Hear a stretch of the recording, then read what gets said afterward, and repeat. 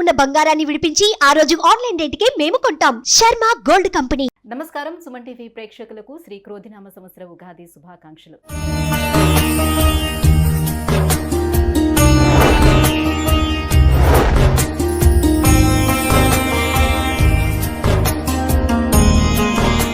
ఈ క్రోధినామ సంవత్సరం ద్వాదశ రాశుల వారికి ఎలా ఉండబోతుంది, అలాగే ఈ సంవత్సరం మొత్తం మీద నవగ్రహాల స్థితిగతులు ఏ రకంగా ఉన్నాయి అనే విషయాన్ని తెలియజేసేందుకు మనతో పాటు ఉన్నారు జ్యోతిష్య రత్న, జ్యోతిష్య చక్ర వైభవ నిపుణ డాక్టర్ రాళ్లపల్లి రవికుమార్ గారు.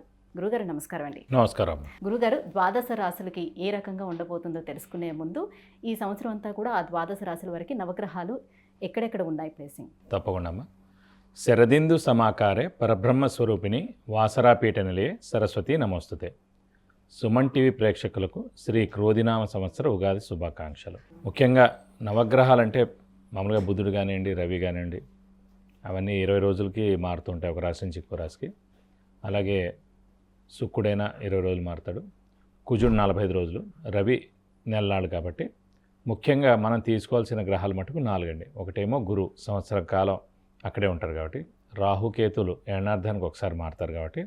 నెక్స్ట్ వచ్చేసి శని వచ్చేసి 2.5 సంవత్సరాలకు ఒక రాశి నుంచి ఇంకో రాశిలోకి మారుతారు కాబట్టి. ముఖ్యంగా మనం గోచారం చూసినప్పుడు, సంవత్సర ఫలితాలు చూసుకున్నప్పుడు మటుకు గురువు, శని, రాహుకేతుల పొజిషన్ ఈ సంవత్సరం అంతా ఎక్కడ ఉన్నాయో చెప్పుకుంటే సరిపోతుంది. ఎందుకంటే మనం ఏం గోచారం చెప్పుకున్నా కూడా ముఖ్యంగా ఆ 4 గ్రహాలని బేస్ చేసుకుని చెప్పాలి. ముఖ్యంగా గురువు వచ్చేసి మనకి 1/5/2024 నుంచి వృషభ రాశిలోకి గురువు సంచరిస్తాడు. సో గురువు అక్కడ ఉంటాడు అన్నమాట ఈ సంవత్సర కాలం వృషభ రాశిలో. నెక్స్ట్ వచ్చేసి రాహు ఆల్రెడీ మనకి మీన రాశిలో ఉన్నారండి ఈ సంవత్సరం. అంటే నెక్స్ట్ ఏడాది దాకా కూడా రాహు అక్కడే ఉంటాడు సంవత్సరం అంతా. కేతు వచ్చి మనకి కన్యా రాశిలో ఉంటారు సంవత్సర కాలం అంతా. ఇంకా శని వచ్చేసి ఆల్రెడీ స్వస్థానమైన కుంభరాశిలో స్వస్థానంలోనే ఈ సంవత్సరం అంతా ఉంటాడు. ముఖ్యంగా మనకి అందరూ అంటారు గురువు అంటే మామూలుగా గురువు మారుతూ ఉంటాడు, డేట్స్ ఎలా తెలుసుకోవాలని. సాధారణంగా ఎందుకంటే గురువు ఇంపార్టెంట్. ఎందుకంటే దైవబలం, దైవానుగ్రహం సంబంధించిన అది గ్రహం వచ్చేసి గురువు.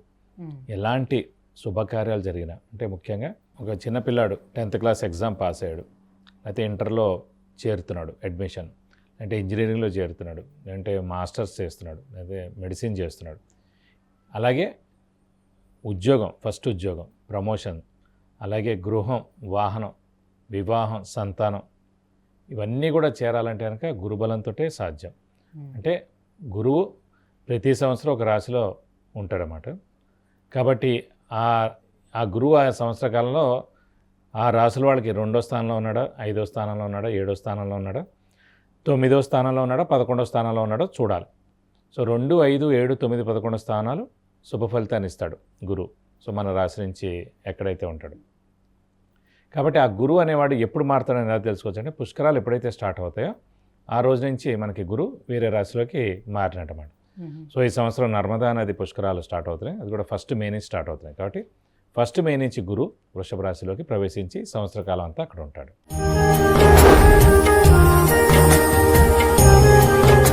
గురుగారు, ధనుసు రాశి వారికి గ్రహస్థితిగతులు ఎలా ఉన్నాయి? ఈ క్రోధినామ సంవత్సరం అంతా వీళ్ళకి ఎలా ఉండబోతుంది? తప్పకుండా అమ్మ. ధనుసు రాశి అనగానే మనకి మూల 1, 2, 3, 4 పాదాలు, పూర్వాషాఢ 1, 2, 3, 4 పాదాలు, ఉత్తరాషాఢ 1వ పాదం, ఈ నక్షత్రాల సమూహం మనకి ధనుసు రాశిలోకి వస్తుంది. ఈ రాశి వారికి ప్రస్తుతం శని బలం పరిపూర్ణంగా ఉంది, రాహుకేతుల బలం కూడా మధ్యస్థంగా ఉన్నా కూడా నష్టమే లేదు, బాగానే ఉంది. గురువు మటుకు బలం తగ్గుతున్నాడు. ఎందుకంటే 1/5/2024 నుంచి 6వ స్థానంలోకి వెళ్తున్నాడు. 6వ స్థానం అంటే డెట్స్, మిజరీస్, ఎనిమీస్, అంటే శత్రువులు, అలాగే అనారోగ్యం, అలాగే అప్పులు, ఈ 3 కొంచెం పెరుగుతాయని.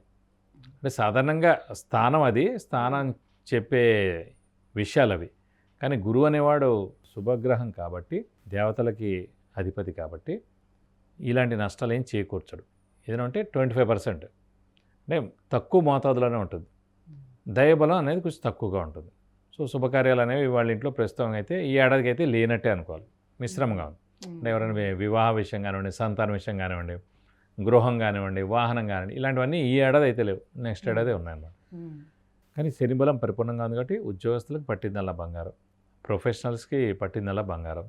ఆరోగ్యం, ఆయుష్, మీకు మీ ఇంట్లో పెద్దవాళ్ళు చిన్నపిల్లలకి కూడా ఆరోగ్యం, ఆయుష్ చాలా బాగుంటుంది. అలాగే జనాల సహాయ సహకారాలు ఉంటుంది.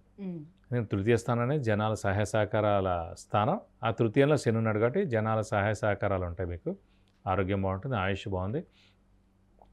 పట్టిన అంటే ఏదైనా మనం పని చేస్తే కనుక తప్పకుండా అవి సక్సెస్ అయ్యేందుకు కూడా అవకాశాలు ఉన్నాయి. కొంచెం గురుబలం తక్కువగా ఉంది కాబట్టి కొన్ని పనులు జరగవు. కానీ ఓవరాల్గా ఏంటంటే మెయిన్ జాతకం కూడా ఇంపార్టెంట్. ఎందుకంటే మహర్దశ ఏం నడుస్తుంది, అంతర్దశ ఏం నడుస్తుంది, విదశ ఏం నడుస్తుంది, అలాగే ఏ మహర్దశలో ఏ అంతర్దశ, ఆ గ్రహం నుంచి ఆ గ్రహం ఏ స్థానంలో ఉన్నాడు, ఆ గ్రహానికి వాడు యోకారకుడా, మిత్రుడా, శత్రువా, సముడా, ఇవన్నీ కూడా చూడాలి. మనం డీప్గా చూడాలంటే ఒక 50 పాయింట్స్ చూడాలి. 50 పాయింట్స్ చూసిన తర్వాత ఈ గోచారానికి రావాలి. కానీ గోచారం అనేది చాలా, ఎందుకంటే ఏ ఈవెంట్ జరగాలన్నా గోచారం అండి. ఒక ఉన్నత మాస్టర్స్ డిగ్రీ పొందాడు, వివాహయ్యే సంవత్సరం, సంతానం కలిగే సంవత్సరం, గృహం కొనే సంవత్సరం, వాహనం కొనే సంవత్సరం, ఫారెన్ వెళ్ళే సంవత్సరం, ప్రమోషన్స్ వచ్చే సంవత్సరం, ఇవన్నీ కూడా చెప్పాలంటే గోచారమే. ఏ సంవత్సరంలో వివాహం, ఏ సంవత్సరంలో సంతానం, ఇవన్నీ ఎలాంటివి జరిగిన మెయిన్ ఈవెంట్స్ గోచరం. అలాగే ఇంట్లో బ్యాడ్ జరిగినా కూడా, ఎవరైనా అనారోగ్య పాలైనా, చనిపోయినా, మిస్క్యారేజ్ అయినా, యాక్సిడెంట్ అయినా, మళ్ళీ ఇవన్నీ కూడా చెడును మంచి చెడు రెండు కూడా చెప్పాలంటే జాతకంగానే గోచారం ఇంపార్టెంట్. సో ఆ గోచారం అనేది చాలా జాగ్రత్తగా చూడాలి. ఏ సమయంలో ఏమవుతుంది, ఏ ఇయర్ ఆ శుభాన్ని ఇస్తాడు, ఏ ఇయర్ ఆ బ్యాడ్ ఇస్తాడు అనేది మనకి గోచార ఇచ్చే చెప్పాలి. కాబట్టి అందుకే గోచార ఫలితాలు కూడా చాలా ఇంపార్టెంట్. జాతకం ఫలితం ఎలాగో ఉంటుంది. జాతక ఫలితం చాలా బాగుందనుకోండి, గోచారం ఫలితం బాగాలేకపోయినా నష్టం లేదు. అలాగే జాతకం బాగాలేకపోయినా గోచారం బాగుందనుకోండి, గోచారం ఫలితం బాగానే ఉన్నట్టు అంటే ఆ ఏడాది. కానీ జాతకం బ్యాలెన్స్ చేస్తుంది. కానీ జాతకం బాలే, గోచారం బాలే అనుకోండి, చాలా ఎఫెక్ట్ ఉంటుంది. మరి ఆర్థిక పరంగా వీళ్ళకి ఎలా ఉండబోతుంది? ఆర్థిక పరంగా ప్రస్తుతానికి గురుబలం తక్కువగా ఉంది కాబట్టి కొంచెం మిశ్రమంగానే ఉంది. కొంచెం ఈ సంవత్సర కాలం కొంచెం మిశ్రమంగా అంటే మెయిన్గా డబ్బు ఖర్చు ఎక్కువగా ఉండడం. ఇంట్లో చాలా ఇప్పుడు విద్యార్థులు ఉంటారండి, వాళ్ళ పిల్లలకి, ముఖ్యంగా ఈ ధనుసు రాశి వాళ్ళ పిల్లలకి ఎడ్యుకేషన్ పరంగా బోల్డ్ డబ్బులు ఖర్చు పెట్టాలి. సో అవన్నీ ఖర్చు కిందే లెక్క అనమాట. అలాగే చాలా ఆకస్మిక ఖర్చులు అనేవి విపరీతంగా ఉంటాయి. ఈ సంవత్సర కాలం అంతా కూడా ఖర్చు ఉంటుంది. అలాగే రాబడి కూడా ఉంటుంది. ఖర్చు ఎక్కువగా ఉండడం అలానే ప్రాఫిట్ అనేది మనకు కనిపించకపోవచ్చు. అలా చెప్పి లాస్ కాదు, అది మీరు పెట్టేదంతా పెట్టుబడి అనమాట. అందుగురించి అంటే నెక్స్ట్ ఏడాది నుంచి ఎలాగో ఇప్పుడు పెట్టుబడి పెడితే నెక్స్ట్ ఏడాది బాగుంది కాబట్టి అప్పుడు రిజల్ట్ 100%. అంటే సంధానంగా మీరు ఖర్చు పెట్టారు, తప్పకుండా వాడి రిజల్ట్ బాగుంటుంది. వెంటనే వాడికి ఉద్యోగం రావడం అన్నీ కూడా జరుగుతాయి. గురుగారు ఇంకా ఎటువంటి పరిహారాన్ని పాటించుకుంటే వీళ్ళకి బాగుంటుంది? గురువు బాగాలేదు కాబట్టి ఇంకా ధనుసు రాశి వరకు ఒక గురుబలమే తక్కువ ఉంది కాబట్టి గురువుకు సంబంధించిన పరిహారం సేమ్ మనం చెప్పుకున్నట్టే ఇందాక దత్తాత్రేయ స్వామిని ఎక్కువగా పూజించడం, ప్రతి గురువారం ఉపవాసం ఉండడం, ప్రతిరోజు దత్తాత్రేయ స్వామి అష్టోత్తరం చదువుకోవడం, అలాగే ప్రతి గురువారం దత్తాత్రేయ స్వామి టెంపుల్కి వెళ్ళి 41 ప్రదక్షిణాలు చేసుకోవడం. ఇంకా దైవబలం గురుబలం తక్కువగా ఉంది, పనులు ఏం జరగట్లేదు అని అనిపిస్తే ఖచ్చితంగా గురువుకి 16 వేల సార్లు జపం చేయించి ఒక ఎల్లో లుంగి 1000 రూపాయల వర్త్ గోల్డ్ ఐటమ్ దానం ఇస్తానుక దోషం మొత్తం తొలగిపోతుంది. దక్షిణామూర్తిని కూడా పూజిస్తే చాలా మంచిది. రోజు దక్షిణామూర్తి స్తోత్రం కూడా చదివితే కూడా చాలా మంచిది. గురుగారు, ఈ క్రోధినామ సంవత్సరం ధనురాశి వారికి ఎలా ఉండబోతుంది ఏంటని విషయాన్ని తెలియజేసినందుకు ధన్యవాదాలండి. నమస్కారం.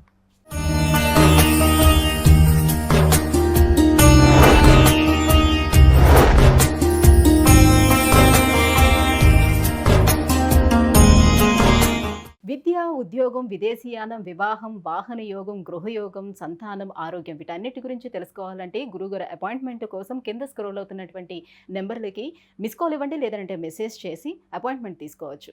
సుమన్ టీవీలో మీ పర్సనల్ అండ్ బిజినెస్ ప్రమోషన్స్ కోసం కింది నెంబర్కి కాంటాక్ట్ చేయండి.